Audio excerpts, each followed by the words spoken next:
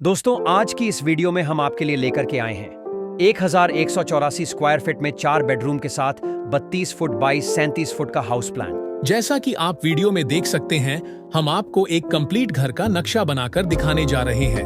वीडियो में लास्ट तक बने रहिएगा। वीडियो पसंद आए तो वीडियो को लाइक और शेयर जरूर करें। दोस्तों, अगर आप भी अपने घर के लिए नक्शा डिजाइन कराना चाहते हैं तो अपने प्लॉट का प्रॉपर साइज कमेंट बॉक्स में लिख सकते हैं। आपकी डिमांड के अनुसार नक्शा बनाकर दे दिया जाएगा। अगर आपने अभी तक हमारे चैनल को सब्सक्राइब नहीं किया है तो प्लीज हमारे चैनल को सब्सक्राइब कर लीजिए और बेल आइकन जरूर दबाएं ताकि आने वाली वीडियो की नोटिफिकेशन आपको सबसे पहले पहुंच सके। अगर आप हमें फेसबुक पर देख रहे हैं तो हमारे पेज को फॉलो कर लीजिए। हम रोजाना आपके लिए ऐसे ही वीडियो अपलोड करते रहेंगे। धन्यवाद।